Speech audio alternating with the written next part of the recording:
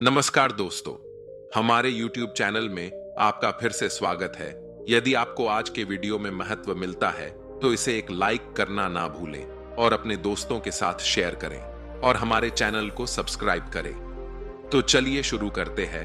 अस्तित्व की चित्र अवनिका में मानव कल्याण सबसे मूल्यवान उपहार के रूप में उभरता है, संतुष्टि सबसे बड़ी संपत्ति के रूप में और वफादारी बेहतरीन रिश्तों की आधारशिला के रूप में उभरती है।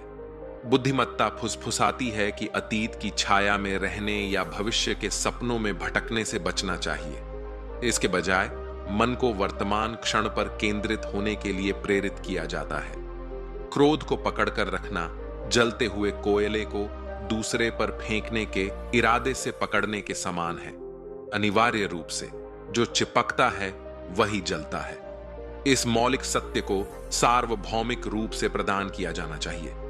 एक उदार हृदय, दयालु भाषण और सेवा और करुणा के लिए समर्पित जीवन हर सुबह मानवता में नया जीवन फूंकता है।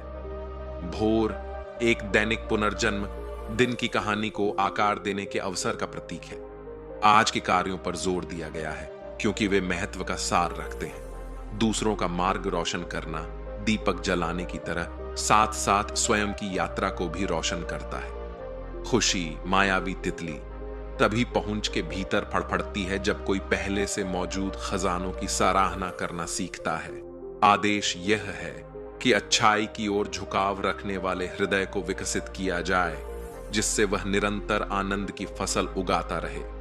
यह समझाया गया है कि स्वयं पर विजय प्राप्त करना हजारों बाहरी लड़ाइयों पर विजय पाने से बढ़कर है, क्योंकि स्वयं एक अलंघनीय अधिकार है। यह चेतावनी निष्ठाहीन और द्वेषपूर्ण मित्रता के विरुद्ध दी गई है, जो शरीर को घायल करने वाले जंगली जानवरों के विपरीत मन के ताने बाने को भी घायल करने की क्षमता रखती है। कठिन अतीत के बावजूद जीवन का कैनवास एक नई शुरुआत के लिए हमेशा खुला है। विरोधियों पर विजय पाने के लिए प्रतिशोध के माध्यम से नहीं, बल्कि दृढ़ सद्गुणों के माध्यम से जिस पद्धति की वकालत की गई है।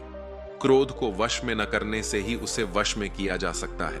अच्छाई को अपनाने से दुष्टता दूर हो जाती है। कृपणता उदारता से परास्त होती है और झूठ सत्य की वाक्पटुता से परास्त होता है। सच्चा ज्ञान वाचालता से नहीं, बल्कि शांति, प्रेम और निर्भयता जैसे गुणों से मापा जाता है।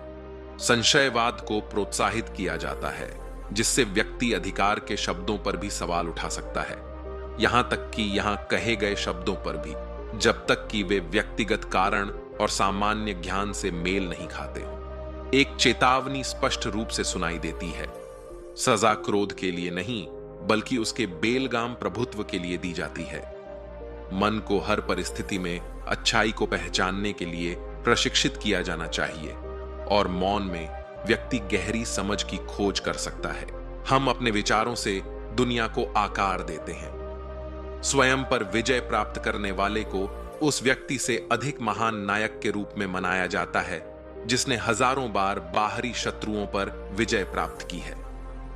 पवित्रता पवित्र शब्दों या भाषणों की पुनरावृत्ति के माध्यम से नहीं, बल्कि कार्यों में उनके अनुवाद के माध्यम से प्राप्त की जाती है।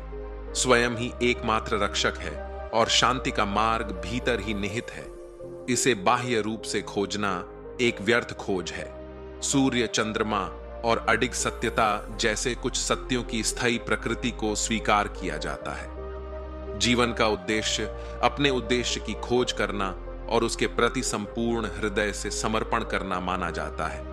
बूंद बूंद करके बर्तन में पानी भरने की उपमा बुद्धिमानों द्वारा ज्ञान के क्रमिक संचय को दर्शाती है। आत्म प्रेम को दूसरों को नुकसान पहुंचाने की दवा के रूप में देखा जाता है।